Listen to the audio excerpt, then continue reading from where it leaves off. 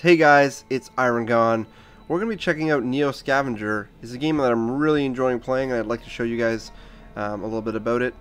If you want to see more of this game, please post a comment because I want to know that this is something that's interesting to you guys.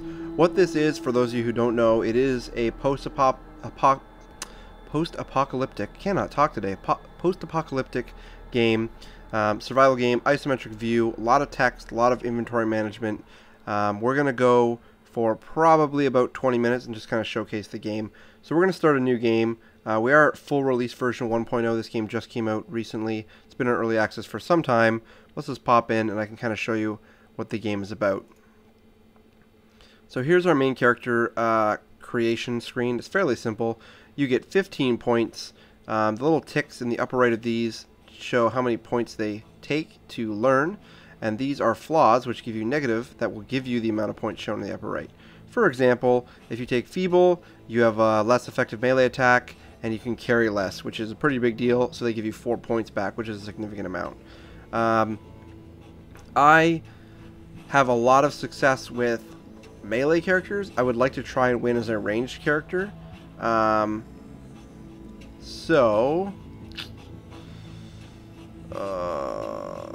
Strong is nice, but we don't want that. We're gonna go with ranged, and in the future episodes, if you want to see a particular skill, go ahead and vote for it. But I'm just gonna kind of pick some here. Tough, 7 points left. Hacking, I've never taken hacking before. I'd like to see what it does.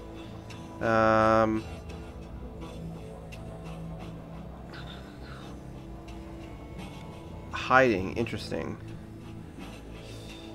Camp concealment stat visible on camp screen. So we could be a sneaky guy. Let's try hiding. And interesting. And athletic. Let's try that. Range, tough, hacking, hiding, and athletic. Let's see what we go with that. I'm not going to take any flaws. We're just going to go with it so I can show a little bit of the gameplay off to you, okay? So we're going to confirm. You wake up disoriented, slumped over the base of an empty cryosleep pod, still damp from cryofluid. The thick dust from the floor clings to your skin, leaving a clean spot on the ground, where a large O5 is painted. Across the room, there is an open door to the hallway and a broken window leading outside. Just as you gather your wits, an unearthly scream erupts from down the hall beyond the doorway. Something is coming, fast. So they basically want a reaction from you. So we can jump out the window, we can find some place to hide, we can hack the door to stay shut, or we can dive through the window. Now, I'm going to try... Let's try hacking the door. That sounds pretty right. That's right.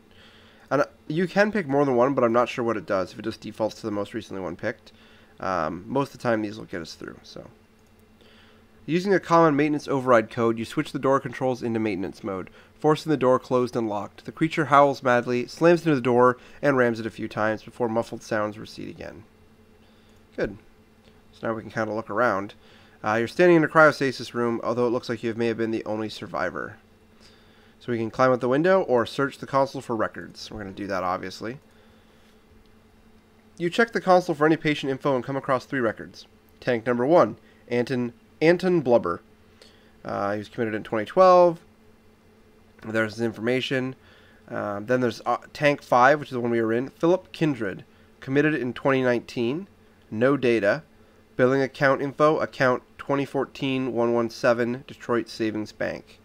And Tank 3, Lloyd blank check. I think these are, I don't know, these are just jokes probably. Or maybe people who backed the game, I'm not sure. But yeah, we're this person. There's not much data about that, so interesting. Okay, well, that's all we can do. We can do it again to look at it, but there's no real point. So let's climb out the window.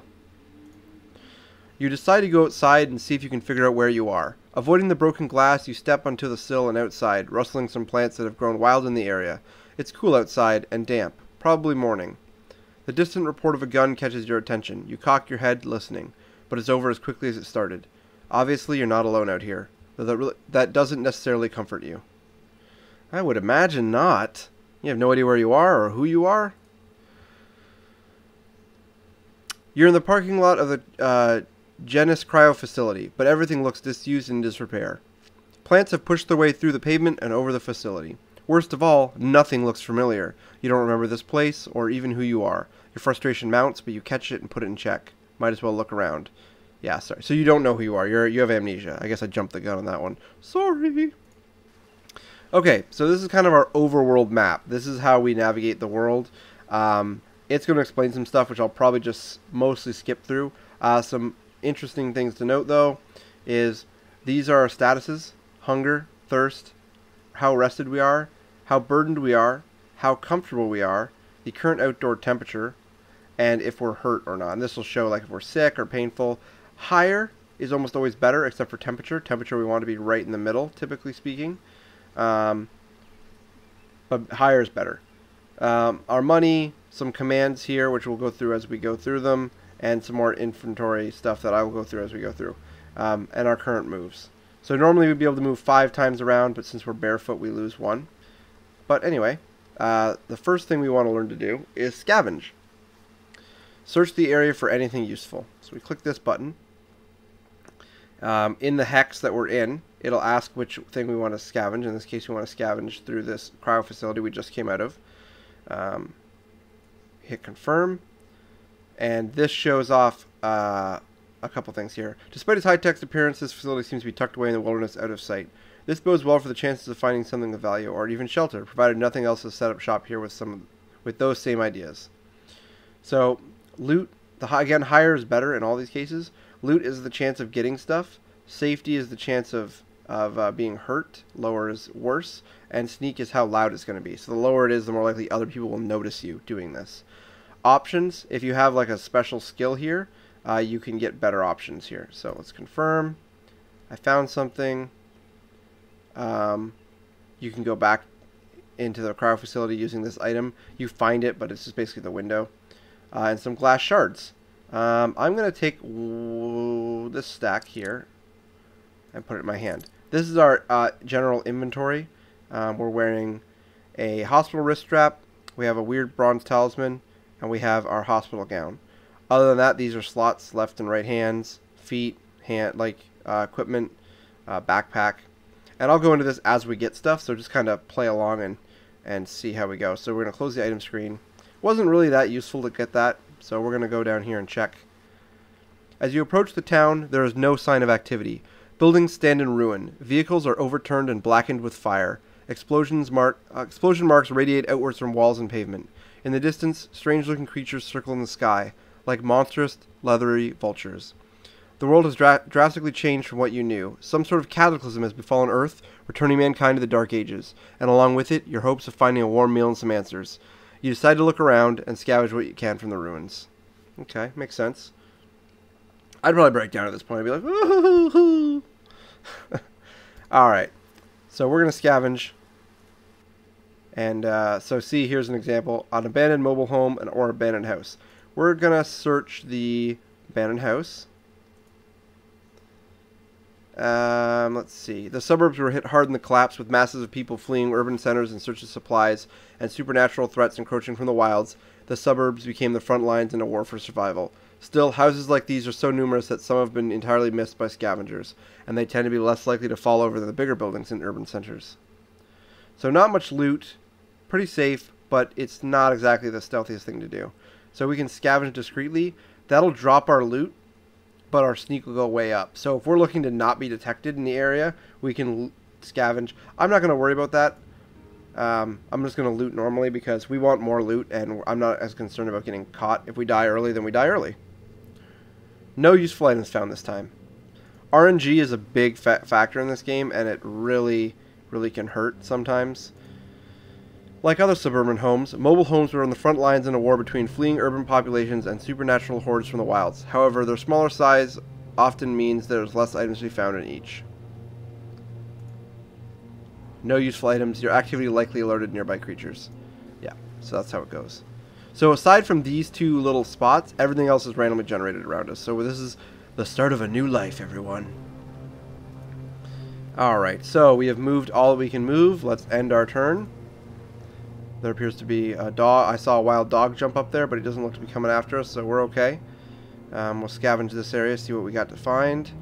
So we've got storage sheds, destroyed office building, and another storage shed. I'm going to try the storage shed. And let's just go. Storage sheds are mixed bags. Ostensibly, there should be some goods inside, but then again, anyone here before you would have known that and cleaned it out. Still, it's worth a shot. Try not to trip over my tongue while talking, guys, but sometimes I can talk really fast and not have any problems pronouncing what I'm trying to say, but other times, just reading words, my brain just seizes up. Sorry about that. Alright, whoa, we found something there. Alright, so let's view what we received. Oh man, what a nice haul off the start. You guys have no idea what any of these are, but I've already seen some of this. This is a backpack. Not in very good condition, 14%. Value is pretty small, and it doesn't weigh very much, but here's the key. As long as we have this, we put it on our back, and now we have actual inventory space to hold stuff. So instead of putting things in our hands like this, we can actually put it like that. This sleeping bag will be useful if we're cold. In fact, I guess that's all I can really fit in my backpack for now. So a meat cleaver, that's a good weapon. And a disposable shopping bag. So what I'm going to do is show you a little trick here. That's not really a trick. Shopping bag goes in... Wait, just out of curiosity. Yeah, the backpack can go in our hands as well. Cool. So we're going to put the shopping bag in one of our hands. Meat cleaver goes in the other hand to defend ourselves. We have our shopping bag. Or our school bag with the thing in it. And then we're going to take the rest of the stuff. Some dirty rags. A broken bottle. That's right, we're taking everything. At least for the moment. You never know when you're going to need something. Okay, so that was something at least. We have a weapon. We can defend ourselves. Go back to scavenge. Try the other storage shed. See what we get. Nothing. And now for the destroyed office building. This office building is in ruins and is unlikely that much survived its collapse. The creaking walls and ceiling are no boost to your confidence either.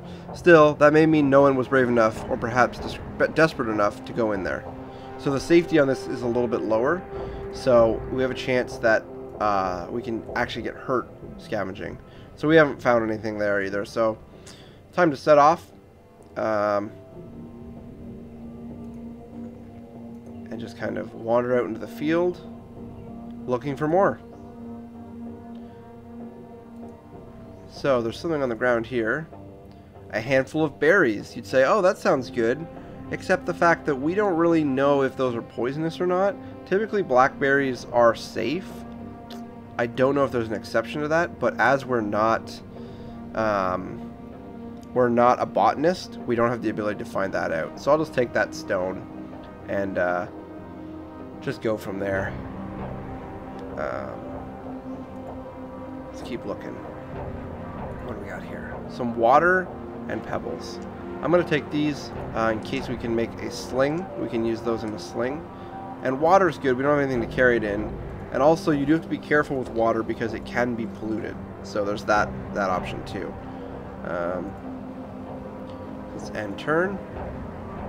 Oh, we have moderate hypothermia. We are freezing, guys. We better find some sort of shelter soon or we're going to die. Early game. Oh, there we go. We gotta hope to find some clothes is basically what we're looking for. So, end turn. Scavenge. Abandoned apartment building. The concrete apartment building looks to be in better shape than most. Sure, the windows are all but gone and a giant fissure runs along one wall, but this place looks as if it could provide suitable shelter for someone. Perhaps that's what makes you feel so nervous about approaching it.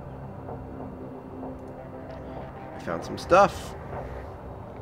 So, we found some water bottles, some string, no actual clothes, which is unfortunate. But I believe I have enough stuff here that I may be able to make. So we're going to go to our crafting screen. We can craft some stuff. We have known recipes off the start. And what I'm looking to make is a sling. So we can use our hospital gown. We don't want to use our hospital gown without any other clothing, though. We will be naked as a babe. That's unfortunate. We need to find some sort of clothing. Let's keep scavenging for the moment before I pick anything up. Due to their nature, office towers weren't primary looting targets during the food riots. More obvious targets got the most attention. Later on, astute scavengers realized many offices had bottled water and often kitchens. What's more, the supply closets of 10 contain... Oh, often contained value... What's more, the supply closets often contained valuable survival tools. The supplies aren't expected to be that great, but it's worth a shot. For some reason, the way they write often, I keep seeing of 10. I don't know. There's something about that T. Alright, so let's search. No items found. Alright, well. Let's grab what we can. I'm actually going to throw the bottle away. I'm going to put the water in these bottles so we can carry it with us. I'm actually probably going to ditch this. Can I guess I could use it to keep myself warm. I just can't afford to carry it is the problem. I need to carry all this other stuff. String and rags are actually extremely useful. Put it on your face. As your characters often want to do without any provocation. Another disposable shopping bag. We'll carry that just in case our backpack breaks. We can throw that on our back.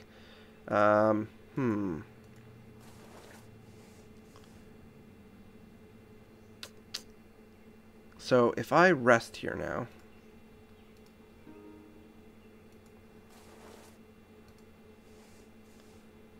Yeah. I'm going to rest real quick and try to not freeze to death in our camp. And sorry, I didn't explain that well. You open the camp screen, and you can put things from the camp screen in there to improve them. You'll notice like our outdoor temperature went up, and the sleep up went up. And since we have hiding, it shows how concealed we are in here. And basically what you can do here now is you can rest using this campsite. If I go, I don't even know where the button is. Camp. Can we not rest? We should be able to rest. I'm just not seeing it.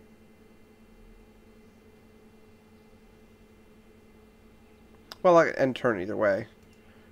We should stop freezing. Yep. Okay. Normally there's a rest or a heal button, but I don't see it. And I'm having just a moment of not seeing it. I'm sure I'll find it at some point. Instead I'm going to just end turn here a few times to try to get my freezing up. There's a dog over there. Alright, good enough. We're going to leave the sleeping bag there. We can't carry it, so... There's a dog there, so let us search for it. Is he coming for us? Can I shout at him? That's right. You better run away. Dog ran away from us, which is a good thing, because, you know, it's just a dog, but he can bite you, and then you can get an infection. It's just not a good idea, in my opinion. Alright, scavenge. Crumbling apartment building. You decide to check out a crumbling apartment building. It's a mess inside. Broken bricks lay in piles, bits of glass strewn everywhere like glittering dust.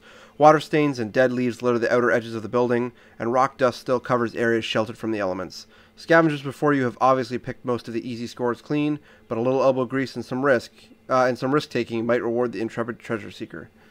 Well, of course. I want the loot. Oh, snap. A sled. What's that? A sled? Oh, I haven't told you about sleds. They're the best thing ever. We go to our vehicle page here, pop this in here. Now we have a whole set of room here just to stash stuff in. And it can fit, some vehicles can only fit certain things. This can fit like anything. Go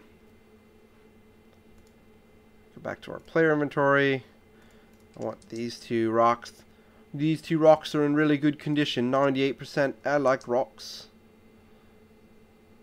And I like to keep a couple stacks of pebbles around.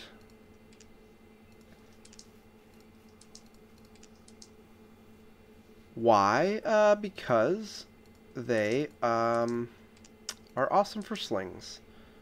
And I believe I can use this newspaper as well. So, if I go to crafting now, good thing I already know a little bit of what I'm doing. I haven't played this game too much, but I've played a little bit. Known recipes. We go sling. It'll use the newspaper. We confirm. Bam, we now have a sling. We can throw that in our inventory. Uh-oh. What are you doing? There we go. Sorry, I accidentally went off the side of the screen there. There we go. Now, we put this in our hand. Instead of our meat cleaver, we're going to throw the meat cleaver in the sled. In case we need it for something. We're going to load this sling up with some bullets. And then if we have any problems, we can start firing from a long range away. Instead of that, I'm going to take stones. I like stones. So you can use slings or stones. Obviously with slings, with pebbles, you have 20 shots before you have to reload or worry about changing stuff.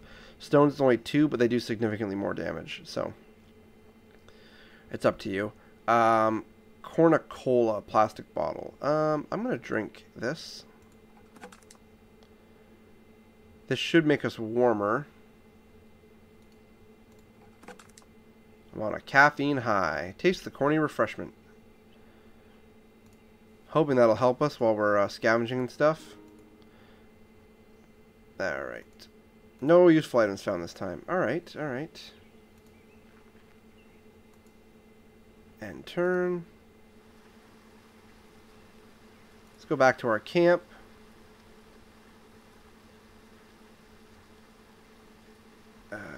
And turn.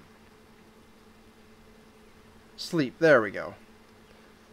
We're going to go to our camp screen and sleep. I knew the button existed somewhere. Alright, player woke up. It is now dusk. That means it's going to get very dark soon. Player is shivering. We're going to end turn.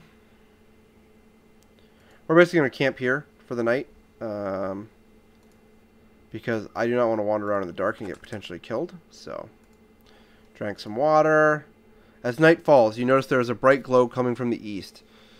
Easily visible through the treetops. It's no guarantee, but it could be a sign of civilization. Maybe even a lead on where you are or who.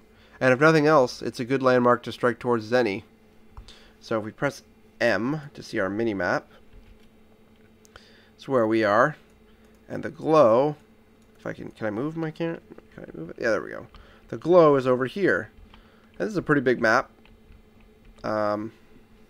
Whoop. I just shrank the screen. Hopefully that doesn't mess with my recording. What time are we at anyway? We are at 20 minutes. So this is a great time to pause anyway. It's now nighttime, and I'll rejoin you guys in the morning in the next episode. As always, guys, I'm Iron Gone, and thanks for watching.